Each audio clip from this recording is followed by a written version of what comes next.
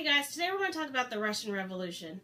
Now you've probably heard of the story of Anastasia, Princess of Russia, daughter of the Tsar, who supposedly escaped the Russian Revolution, met up with her grandmother, and lived happily ever after. Did it happen? She, along with the rest of her family, were put under house arrest and murdered during the revolution. So today we're going to be focusing on the two phases of the Russian Revolution, the conditions that led to it, and the stabilization that happened after, as well as foreign backlash. So we've been talking about kind of building up to the Russian Revolution for a while. We talked about the horrible conditions that the serfs had and that the later industrial workers had. We've talked about Russia's inability to keep up with the West, how they're constantly losing these wars, that even though they industrialize later and they're not able to keep up economically with the West. Food scarcity is also a problem. You know, if we learned anything from the French Revolution, it was that if mama bears can't feed their children, that there's going to be problems. And World War I is our final cause of the Russian Revolution. People did not want to be in this war. Didn't see what good it did for Russia. You know, their poor decisions being made militarily by top commanders, they wanted out.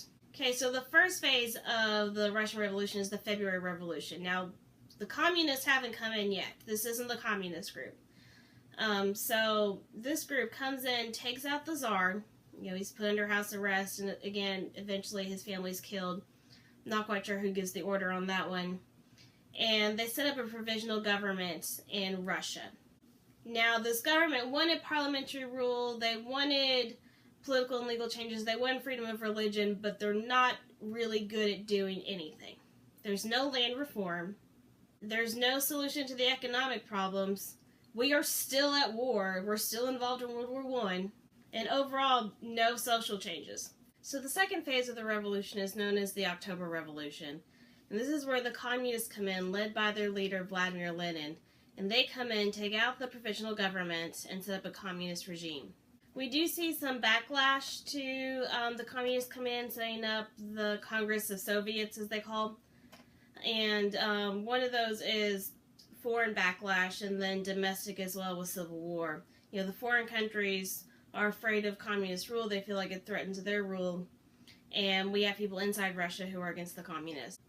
However, the communists will win the civil war. After the revolution, we do have a period of stabilization under Lenin. We see land distributed, which will help out the peasants. We have a new army called the Red Army that gets out of World War I. This army is also based on merit rather than position, and so it's more fair to the lower classes. Lenin institutes his plan to help Russia's economy called the New Economic Policy. Under the New Economic Policy, there's freedom for businesses and small landowners. We see a balance between state economic power and individual economic power, which they didn't have before, and this won't last very long. And we also see food production goes up, which again helps the lower class. Russia, along with neighboring countries, create the Union of Socialist Soviet Republics, which translates to the USSR. They set up a new constitution with a federalist system. The capital of the USSR is Moscow, and they discriminate against the Jews within the Soviet Union. That's all I have for you on the Russian Revolution. I'll see you next time.